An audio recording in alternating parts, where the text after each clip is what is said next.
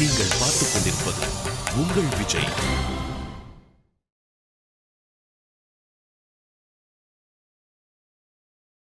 உங்களுக்கு ராக்கி கிட்ட போறது நான் இல்ல, கட்ட போறது நம்ம ஸ்ருதி தான்.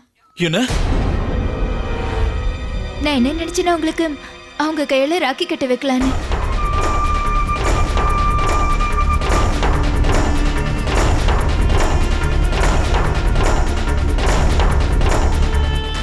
ராணியம்மா, என்ன நீ இவ்வளவு லேட்டா விஷயத்த சொன்ன எப்படி?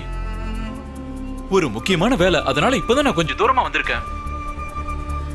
உனக்கு தான் என்னோட வேலையை பத்தி நல்லா தெரியும்ல. காலையில இருந்து எனக்கு ஃபுல் டென்ஷன். நீங்க டென்ஷன் ஆகாதீங்க, நீங்க சீக்கிரம் வரதுக்கு ட்ரை பண்ணுங்க, போதும். நான் வச்சிடுறேங்க. என்ன ஷாம் தம்பி, திடீர்னு உங்க முகமே மாறி போயிடுச்சே, எதுவும் பிரச்சனை எல்லாம் இல்லைல்ல? அது ஒண்ணும் இல்ல அத்த, எனக்கு ஒரு முக்கியமான வேலை இருக்கு, நான் வரேன். அது ஷாம் தம்பி, அவன் மனோரமா எங்க காணோம்? அம்மா, அவ ரெடி ஆயிட்டு வரேன்னு சொன்னா, இப்ப வந்துருவாமா?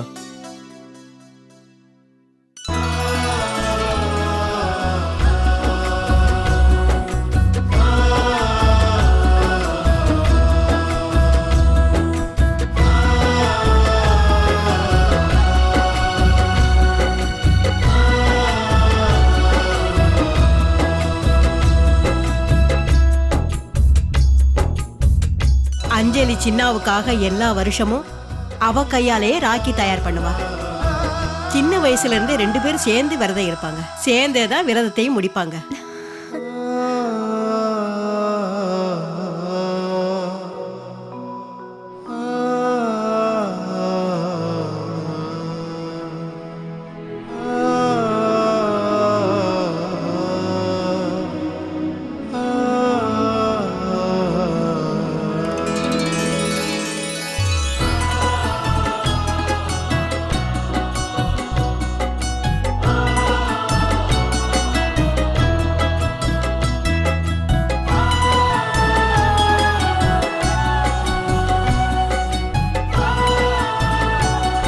அஸ்வின், ஒரு நிமிஷம். அதுல சுகர் இருக்கு. இல்ல லவண்யா, இது சுகர் ஃப்ரீ. ஆனா என்னைக்கு நீ சாப்பிடலாம்ல?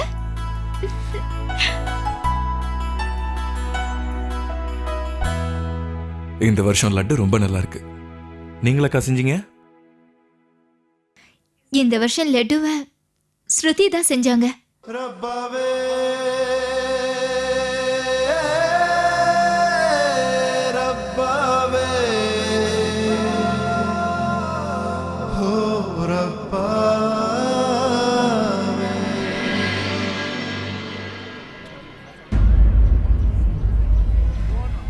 ஸ்ருதி தான் ராக்கி கட்ட போறாங்க. நான் என்ன நினைச்சேன்னா அவங்க கையால உங்களுக்கு ராக்கி கட்ட வைக்கலான்னு.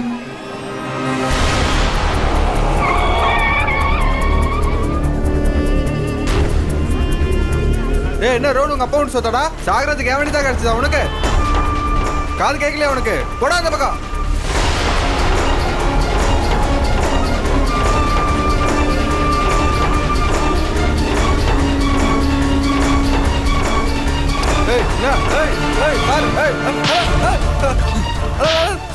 சாரி சார், சார் மன்னிச்சிருங்க சார், தப்பா பேசுறேன் சார். சார் வேணாம் சார், அடிக்காது சார்.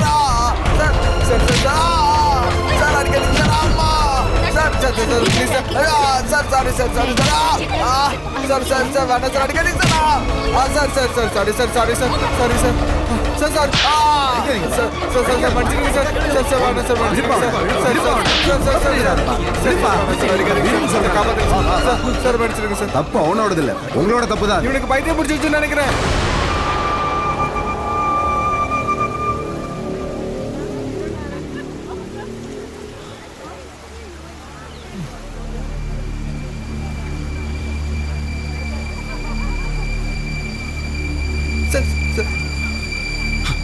சாரி அண்ணா, தயவு செஞ்சு மன்னிச்சிருங்க.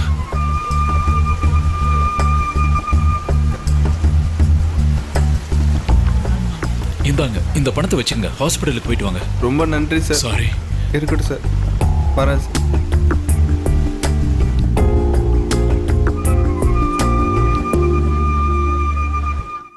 எப்படி பூஜை பண்றதுன்னு சொல்லி கொடுங்க. ம். அப்புறம் சின்ன என்ன சாப்பிடுவேன்னு நான் உங்ககிட்ட சொல்றேன். அவனுக்கு எது பிடிக்கும் எது பிடிக்காது அதெல்லாம் சொல்லித்தரேன். அப்புறம் சாரி, லாவண்யாக்கு சாரி எப்படி கட்டுறதுன்னு கண்டிப்பா சொல்லி கொடுத்துருங்க. அக்கா எனக்கு சாரி கட்ட ரொம்ப நல்லா தெரியும். ரிமெம்பர் தட் நோ ஈட்டிங் டே, விரதம், அந்த விரதம் அன்னைக்கு கட்டினல. ஆனா லாவண்யா, அன்னைக்கு நீ ரொம்ப டென்ஷனா பதட்டமா இருந்தல்ல, அதனாலதான்.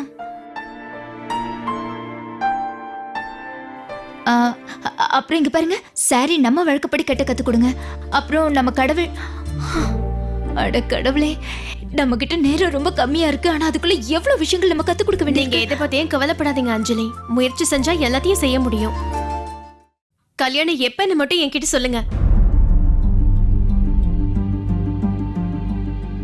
ஓ காட், நாட்டுப்புறம் கல்யாணம் நடக்க போதுன்னு உனக்கு யார் சொன்னாங்க? எனக்கு ஒன்றும் புரியலங்க. நான் என்ன நினைச்சேன்னா, நான் இங்க வந்திருக்கிறதே உங்களை இந்த வீட்டுக்கு தகுந்த மருமகளை மாத்துறதுக்கு தானே. எக்ஸ்கியூஸ் மீ, நான் உங்களுக்கு கிளியரா ஒரு விஷயத்த சொல்றேன். நானும் அஸ்வினும் இந்த கல்யாணம் காட்சி எல்லாம் சுத்தமா நம்புறதே இல்ல. அப்ப என்ன, we are living in, நாங்க சேர்ந்து வாழ போறோம், அவ்வளவுதான். சேர்ந்து வாழ்றதுன்னா கல்யாணம் தானே அர்த்தம். ஓ காட், அக்கா ஹெல்ப் பண்ணுங்க. நோ கல்யாணம், அத லிவ் இன்னு சொல்வாங்க. லிவ் இன்னா என்ன? லிவ் இன்னா என்ன அர்த்தம் தெரியாதா உனக்கு? இல்ல. ஓ காட், நான் புரிய வைக்கிறேன். லிவ்ங்கிறது என்னன்னா, ஒரு பையனும் ஒரு பொண்ணும் கல்யாணம் பண்ணிக்காம, ஐ மீன் சம்பிரதாயப்படி ஒண்ணு சேராம சேர்ந்து ஒரே வீட்ல இருப்பாங்க. பட் நோ கெட்டி மேலம் பண்ணால். ஆனா அவங்க ரெண்டு பேரும் கல்யாணம் பண்ணிக்கிறவங்க செய்யறத பண்ணிக்காமலே செய்யலாம்.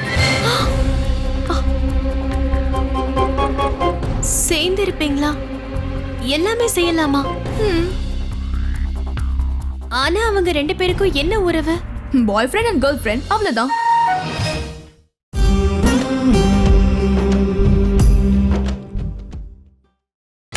நீங்கள் பார்த்துக் கொண்டிருப்பது உங்கள் விஜய். சேர்ந்து இருப்பீங்களா? எல்லாமே செய்யலாமா? ஆனா அவங்க ரெண்டு பேருக்கும் என்ன உறவு? பாய் ஃப்ரெண்ட் அண்ட் கேர்ள் ஃப்ரெண்ட், அவ்வளவுதான். அக்கா, நான் ஒன்னு சொல்லவா? பாட்டிக்கு மட்டும் எந்த ப்ராப்ளமும் இல்லைன்னா நான் அஸ்வினோட ரூம்லயே தங்கியிருப்பேன். Anyway it's okay. இன்னைக்கு இல்லைன்னா என்னைக்காவது அங்கதானே போறேன். கல்யாணம் நடக்காம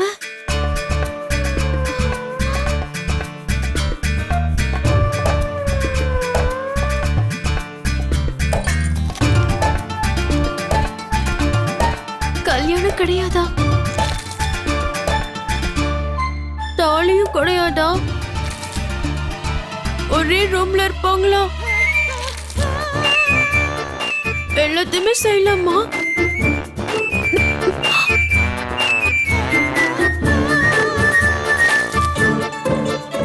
அதுவும் குடும்பத்துல இருக்கிறவங்க முன்னாடியே.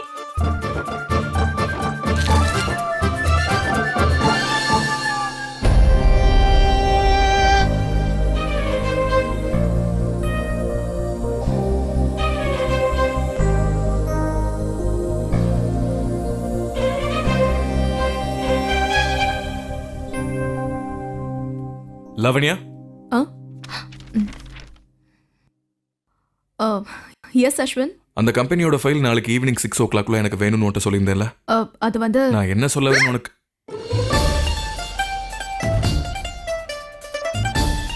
அந்த ஃபைலை உடனே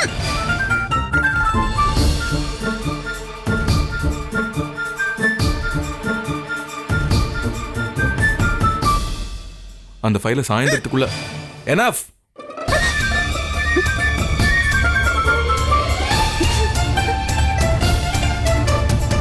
ஈவினிங்குள்ள அந்த ஃபைலை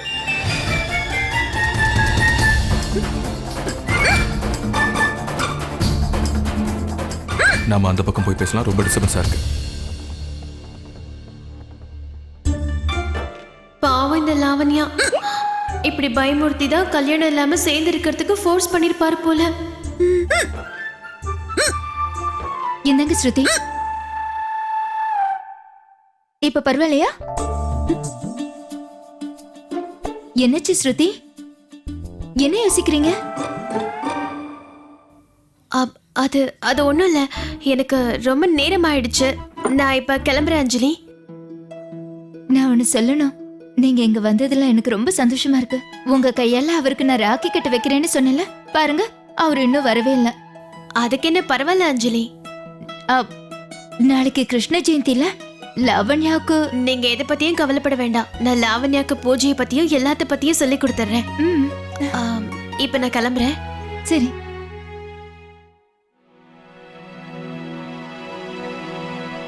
லாவண்யா, உனக்கு இந்த சின்ன விஷயம் கூட ஒழுங்கா புரியாதா? I'm sorry Ashwin. இந்த மீட்டிங் பாசிபிள் கிடையாதுன்னு உன்ட்ட ஏற்கனவே சொன்னேன்ல. அப்படி இருக்கும்போது ஏன் உன்னால கால் பண்ண முடியல?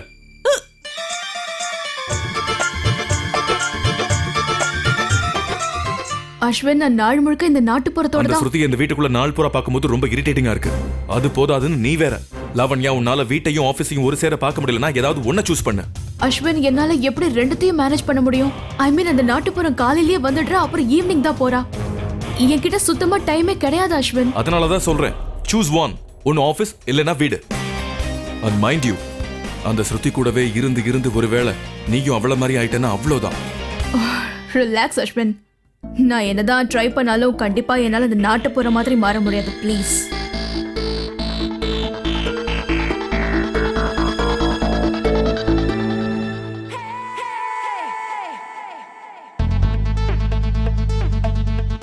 அக்காவால தான் அந்த நாட்டுப்புறத்தை நான் அட்ஜஸ்ட் பண்ணிக்கிறேன். ஆனா யாருக்கு தெரியும், நாளைக்கே அவ இந்த ஜாபை விட்டு போனாலும் போவா.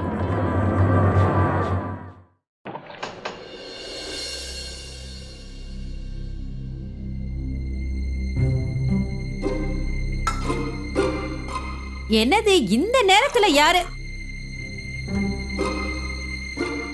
வந்தாச்சா? நோ கல்யாணம், அத லிவ்ன்னு சொல்வாங்க. உனக்காக நான் எவ்வளவு நேரம் காத்துக்கிட்டு இருந்தேன் தெரியுமா?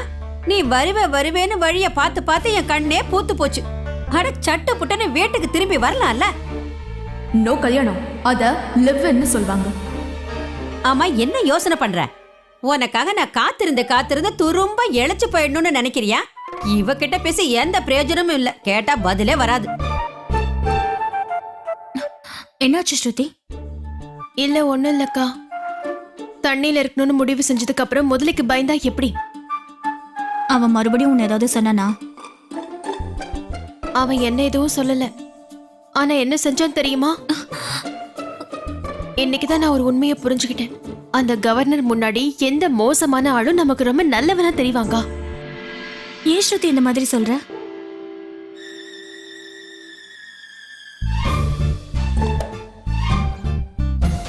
உட்காருங்க. அக்கா, உங்களுக்கு லிவ்னா என்ன அர்த்தம்னு தெரியுமா? தெரியாது. எல்லாரும் கல்யாணம் பண்ணிக்கிறது எதுக்கு? சேர்ந்து வாழ்றதுக்காக தானே? அழகான குடும்பத்தை உருவாக்குறதுக்கு தானே? கல்யாணத்துக்கு அப்புறம் தானே புருஷன் பொண்டாட்டி ஆவாங்க. ஆனா அந்த அஸ்வின் இருக்கான் பாத்தீங்களா, அவன்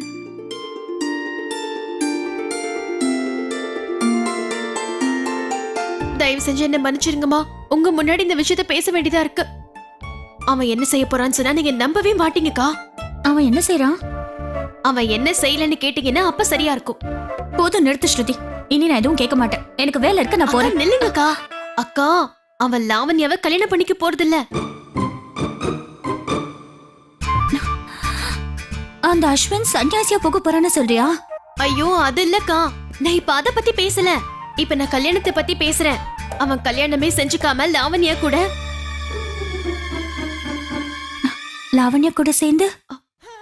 கூட சேர்ந்து வாழ போறானா. கல்யாணம் பண்ணிக்காமலா? ஆமாங்கா, அதுதான் லிவ்னா. ஒரு பையனும் ஒரு பொண்ணும் கல்யாணம் பண்ணிக்காம சேர்ந்து வாழ்வாங்களாம். எல்லாமே அவங்க செய்யலாமா, ஆனா கல்யாணம் செஞ்சுக்க மாட்டாங்க. ஆனா ஸ்ருதி, அவங்க வீட்டாளுங்க இதுக்கு எப்படி ஒத்துக்கிட்டாங்க? அவங்களுக்கு பிரச்சனை எதுவும் இல்லையா? அக்கா, லவுட் ஸ்பீக்கர் முன்னாடி நின்னு கத்துனா என்ன பிரயோஜனம் இருக்கும்னு சொல்லுங்க. அந்த வீட்லயும் கவர்னருக்கு எதிராக யாராலையும் பேச முடியாதுக்கா. எனக்கு என்ன தோணுதுன்னா அவன் லாவண்யாவையும் பயங்கரமா மிரட்டி தான் இந்த விஷயத்துக்கு சம்மதிக்க வச்சிருப்பான். எப்ப பார்த்தாலும் எல்லாரையும் திட்டிக்கிட்டே இருக்காங்கா. இந்த உலகத்துல எங்கேயாவது இப்படி நடக்குமா? அஞ்சலி எவ்வளவு நல்லவங்க. புருஷனுக்காக விரதம் பூஜைன்னு என்னென்னவோ செஞ்சுக்கிட்டே இருப்பாங்க. எப்பவும் தியானம் கூட செய்வாங்க. ஆனா அவங்களோட தம்பி கடவுளே இல்லைன்னு சொல்றான். அப்போ நீ எதுக்கு அங்க போன ஸ்ருதி? லாவண்யாக்கு இதுக்கு மேல நீ எதுக்கு ட்ரைனிங் கொடுக்கணும்? ஐயோ அக்கா, இதெல்லாம் அந்த அஞ்சலிக்காகவும் பாட்டிக்காகவும் மட்டும்தான். இப்ப அவங்க 2 பேரும் வேற வேற ரூம்ல இருக்காங்க. அதுக்கப்புறம் சேர்ந்து வாழ போறாங்களாம். அவங்க அடக்கடவுளே, யாரு சேர்ந்து தங்கி இருக்காங்க? நீங்க 2 பேரும் இப்ப யார பத்தி பேசிக்கிட்டு இருக்கீங்க? நான் என்ன பத்தியும் அக்காவை பத்தியும் பேசுறேன். நீங்க 2 பேரும் ஒரே ரூம்ல தானே இருக்கீங்க. இதுல என்ன புது விஷயம் இருக்கு சொல்லு? ஆமா, இது என்ன சத்தம் கேக்குது அத்தை? நான் என்னன்னு சொல்றது ஸ்ருதி? இந்த ஷாம் தம்பி இருக்காரு, அவர் வந்ததுல இருந்தே ஒரே டென்ஷனா இருக்காரு. ஏ மகாராணி, நீ போய் அவர்கிட்ட பேசு. ஏன் ஒரு மாதிரியா இருக்கீங்க, என்ன விஷயம்னு கேளு. நான் போய் கேட்கணுமா? வேண்டாம், பக்கத்து வீட்டுக்காரங்க போய் கேட்பாங்க. சரியா? போடி. எப்படி சொன்னாலும் இவ புரிஞ்சுக்க மாட்டேங்கிறாளே.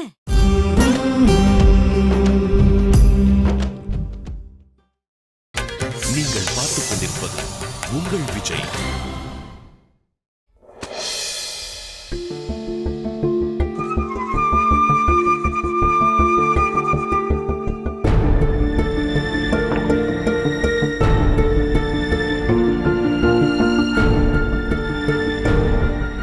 என்ன செய்றீங்க ஷாம்?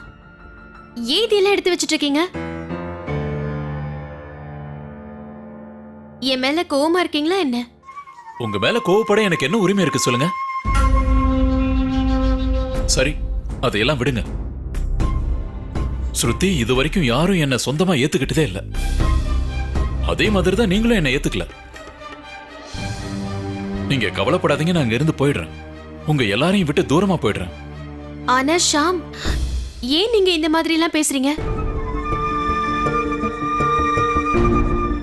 நான் எதுக்காக இப்படி எல்லாம் பேசுறேன்னு உங்களுக்கும் ரொம்ப நல்லா தெரியும்.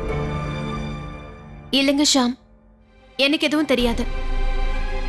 நீங்க இந்த மாதிரி நான் சொல்றதை புரிஞ்சுக்காம பேசினா எப்படி? அப்பா நிறைய கடன் பட்டிருக்காரு. அந்த கடனை அடைக்கிறதுக்கு எனக்கு பணம் தேவை.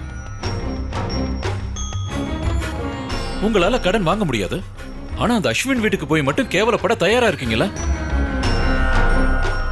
முதல்ல கோயம்புத்தூர்ல நடந்த ஃபேஷன் ஷோல உங்களை அவமானப்படுத்தினா, அதுக்கப்புறம் உடைஞ்சு போன ஃபார்ம் ஹவுஸ் பில்டிங்க்கு உங்களை அனுப்புனா, அதுக்கப்புறம் வேலையை விட சொன்னா, பார்ட்டியில அசிங்கப்படுத்தினா, இன்னும் எவ்வளவு நாள் இதை எல்லாத்தையும் பொறுத்துக்க போறீங்க?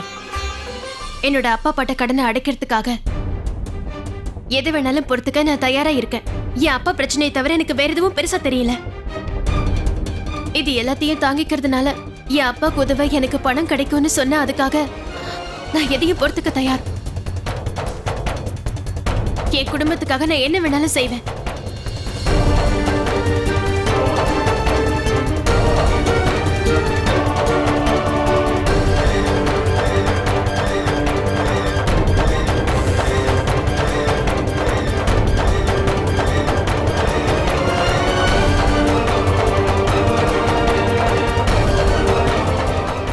நீ அந்த அஸ்வின் வீட்டுக்கு போகணுங்கிற முடிவோட இருக்கன்னு தெரியுது ஸ்ருதி. இது வரைக்கும் செய்ய வேண்டாம்னு நினைச்ச வேலையை இப்ப செய்ய வேண்டிய கட்டாயத்துல இருக்கு.